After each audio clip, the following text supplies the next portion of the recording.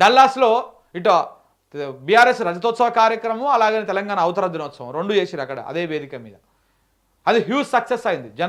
జనాలు భారీ ఎత్తున వచ్చారు అక్కడికి భారీ ఎత్తున వచ్చి అక్కడ మాట్లాడిన కొన్ని బయటలు కూడా మీకు వినిపిస్తాం మిత్రులారు. చూడండి, నిండిపోయింది మొత్తం స్టేడియం అంతా కూడా, భారీగా హాజరయ్యే జనాలు. ఇంకా అక్కడ కేటీఆర్ ప్రసంగించినటువంటి ఫోటో. అయితే అక్కడ వెళ్ళి ఆయన మాట్లాడేటువంటి మాటలు కూడా మీకు ఒకసారి చూపిస్తా. ఫస్ట్ ఇక్కడ చూడండి ఒకసారి.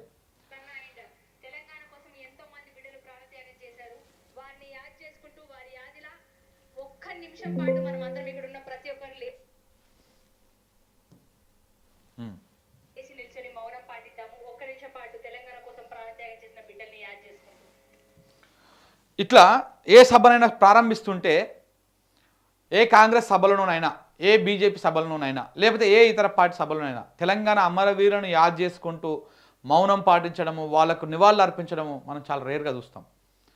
అది కొందరికే సాధ్యమవుతుంది. సో నిన్న అక్కడ ఆ దేశాలు దాటి అక్కడ డల్లాస్లో కూడా ప్రారంభించే ముందు అమరవీరులకు ఈ రకంగా నివాళులు అర్పించారు.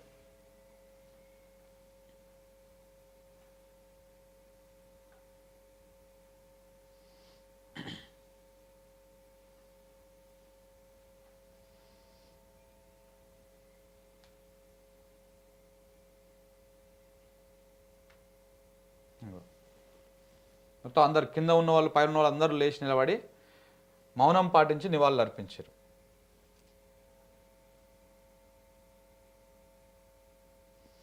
ఇది అయిపోయిన తర్వాత ఇక మాట్లాడారు. నిన్న రాత్రి డల్లాస్పురంలో దిగే వరకు నేను తెలుగు వారికి 2 రాష్ట్రాలు మాత్రమే ఉన్నాయనుకున్నాను. టెక్సస్ రూపంలో నిన్నటిదాకా 2 రాష్ట్రాలు అనుకున్నాను, కానీ నిన్న ఎయిర్పోర్ట్ లో అర్థమైంది మనకు 2 కాదు 3 రాష్ట్రాలు ఉన్నాయి టెక్సస్ రూపంలో అని. ఇక్కడ నుంచి దగ్గరలోనే తెలంగాణ, ఆంధ్రప్రదేశ్ 2 తెలుగు రాష్ట్రాలు ఉన్నాయి మనం అనుకున్నాం మనం నిన్నటిదాకా. కానీ ఇక్కడ అమెరికాకు వచ్చిన తర్వాత, డల్లాస్లో దిగిన తర్వాత ఇక్కడ టెక్సస్ రూపంలో ఇంకొక రాష్ట్రం, తెలుగు రాష్ట్రం కూడా ఉందని అర్థమైంది. అంటే అంతమంది తెలుగు జనాభా ఉన్నారు అక్కడ, అంతమంది తెలుగు జనాభా ఉన్నారన్నమాట. సో కాబట్టి అంటే ఆ రకంగా ఆయన అక్కడ మాట్లాడడం జరిగింది. ఇంకా ఊరుందంట, ఒక తమ్ముడు చెప్పాడు నాకు, అన్న అది గంటర్ కాదు గుంటూరు అయిపోయింది, మన వాళ్ళందరూ అక్కడే ఉన్నారని చెప్పి. ఇవాళ తెలంగాణ డ్రీమ్ బిగాన్. ఇంకో ఇక్కడ గిజ్జుదాం. ఇక్కడ ఉండే విద్యార్థులు కూడా చాలా మంది ఇక్కడ ఉన్నారు. ఇది చెప్తాం ఫస్ట్. 2001వ సంవత్సరంలో ఒక పక్కపలచని మనిషి ఒక కల కన్నాడు. ఆ కళ తన కోసం కాదు, 4 కోట్ల మంది దేశ స్వాతంత్రం కోసం పోరాడిన మహాత్ముడి స్ఫూర్తిగా, అదేవిధంగా బోధించు, సమీకరించు, పోరాడు అని చెప్పిన డాక్టర్ బాబాసాహెబ్ అంబేద్కర్ స్ఫూర్తిగా, ఐ హ్యావ్ ఎ డ్రీమ్ అని గర్జించిన మార్టిన్ లూథర్ కింగ్ స్ఫూర్తిగా ఆనాడు సింహ చీకట్లలో ఒకే ఒక్కడిగా బయలుదేరి ఉద్యమ బాట నుండి నేను తప్పుకుంటే నన్ను రాళ్లతో కొట్టి చంపండి అని పిలుపునిచ్చిన ఒక నాయకుడు కేసీఆర్. శూన్యం నుండి సునామీ సృష్టించి 14 ఏళ్లలో తెలంగాణ మిషన్ ఇంపాసిబుల్ అనే పరిస్థితి నుండి ఎట్లా కాదు పాసిబుల్ అనే పరిస్థితి చేసి చివరికి ఢిల్లీ మెడలు వంచి తెలంగాణ తెచ్చిన నాయకుడు కేసీఆర్. ఆనాడు కేసీఆర్ గారి పిలుపు మేరకు సకల జనులు ఏకమై అపూర్వ పోరాట సన్నివేశాలను ఆవిష్కరించి స్వరాష్ట్రాన్ని సాధించుకున్నాం. ఆ ఉద్యమంలో ప్రవాస తెలంగాణ బిడ్డలు, వివిధ సంఘాలు కదం దొక్కారు. వివిధ నగరాల్లో, వివిధ దేశాల్లో, విదేశీ గడ్డ మీద కూడా జై తెలంగాణ నినాదాన్ని వినిపించారు, మారుమోగించారు పోరాటాన్ని. మీ పోరాట స్ఫూర్తిని మళ్ళీ ఒకసారి గుర్తు చేసుకుంటూ మీకు వందనాలు. ఇక్కడ ఉండే విద్యార్థులు కూడా చాలా మంది ఇక్కడ ఉన్నారు. వాళ్ళు నాకు తెలుసు, నేను కూడా ఇక్కడ చదువుకున్న విద్యార్థిని అమెరికాలో. ఇక్కడ మీకు తెలుసు, ముందు అప్పుడప్పుడు బిడ్డ పుట్టిన తర్వాత తల్లికి ఆరోగ్యం బాగాలేకపోతే కొద్ది కాలం పాటు వేరే వాళ్ళ చేతులు బిడ్డను పెడతారు. ఇవాళ జరుగుతున్నది కూడా అంతే. మళ్ళీ 3 ఏళ్లలో తిరిగి మళ్ళీ బిడ్డ తల్లి దగ్గరికే చేరుతుంది, తెలంగాణ తల్లి దగ్గరికే చేరుతుంది. తిరిగి కేసీఆర్ గారే ముఖ్యమంత్రిగా 3 ఏళ్లలో మళ్ళీ తప్పకుండా వస్తారు.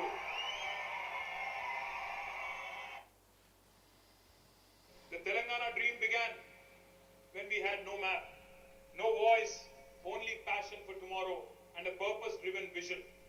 When the world was silent, our streets spoke. When the future looked far, we marched into our destiny. From self-rule to self-respect to self-reliance, we are writing the next chapter. Every irrigation project, every IT hub, every new school, these are not statistics. These are signatures of a dream coming true, dream coming alive, and you're all part of it. We made it all together. To the Telangana'ites in America, you're not distant, you're essential to the growth of Telangana. నేను 2010 నిన్న రాత్రి right. So ఇట్లా అక్కడ డల్లాస్లో కూడా మాట్లాడి ఆ సభను కూడా ఆయన సక్సెస్ఫుల్ చేసుకున్నాడు. సో అక్కడ వెళ్ళి కూడా ఈ మొత్తం స్పీచ్లో ఉంటుంది లాస్ట్లో కూడా, మీరు ఇక్కడ ఉన్నటువంటి వాళ్ళు మాతృభూమి మీద ప్రేమ మర్చిపోవద్దు అంటాడు ఆయన లాస్ట్లో ఆ ప్రసంగంలో. మాతృభూమి మీద ప్రేమ మర్చిపోవద్దు, మీరు ఎంత ఇక్కడ సంపాదించుకున్నా ఏం చేసినా ఆ మాతృభూమికి ఏదైతే ఉన్నదో మీరు రుణం తీర్చుకోవాలి, మీరు కూడా అక్కడ పెట్టుబడులు పెట్టాలి, రాష్ట్ర అభివృద్ధిలో మీరు భాగస్వామ్యం కావాలి, తెలంగాణ అభివృద్ధిని మనం చేసుకోవాలి, ఇంకా మనం దేశంలో నెంబర్ 1 పొజిషన్లో ఉండాలి, అన్ని రంగాల్లో మనం ముందుకు పోవాలి, మీరందరూ కూడా తెలంగాణ అభివృద్ధిలో తోడ్పడాలని చెప్పేసి కూడా మాట్లాడడం జరిగింది. ఇది అక్కడ డల్లాస్, అక్కడ లండన్లో పెట్టుబడులను ఆకర్షించాలని చెప్పడం, ఇక్కడ ఈ రకం చెప్పడం. అంటే ఎవరైనా సరే ఇప్పుడు గతంలో దేశ ప్రధానిగా ఉన్నటువంటి మన మోడీ గారు, అంటే ఇప్పుడు కాదు గతంలో ఆయన విదేశీ పర్యటనలు బాగా చేసి ప్రపంచ దేశాలకు అసలు భారతదేశం అంటే ఏంటిది, దాని బలం ఏంది, దాని కథ ఏంది చెప్పొచ్చేవారు.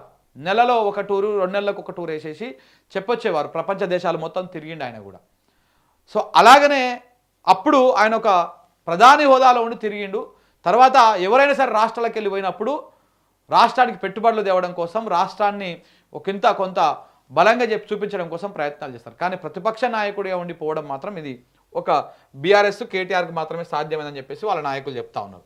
సో కాబట్టి ఈ రకంగా మరి ఇక్కడ రేవంత్ రెడ్డి గారికి ఆయనకు డిఫరెంట్ చూసుకోండి. ఇక్కడనేమో ఈయననేమో అవమానపరచడము, అవహేళన చేయడము, రాష్ట్రాన్ని తక్కువ చేసి చూసి మాట్లాడడము, తక్కువగా చేసి మాట్లాడడము, రాష్ట్రం మనది ఒక ఫెయిల్యూర్ స్టేట్ లెక్క, మన అప్పుల పాలు అయిపోయింది, ఆగమైపోయినాము, మనకేం రూపాయి ఉడతలేదు, చెప్పుల దొంగల లెక్క చూస్తున్నారు, ఇట్లాంటి మాటలు మాట్లాడి రాష్ట్రం పట్ల గౌరవాన్ని తగ్గించేటువంటి విధంగా రేవంత్ రెడ్డి గారి వ్యవహారము.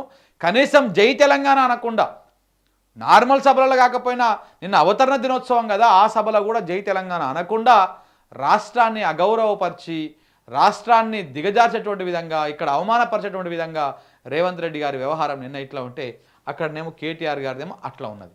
సో కాబట్టి ఒకసారి టాలీ వేసుకోవాల్సినటువంటి అవసరం ఉందని నేను చెప్తున్నా మిత్రులారా.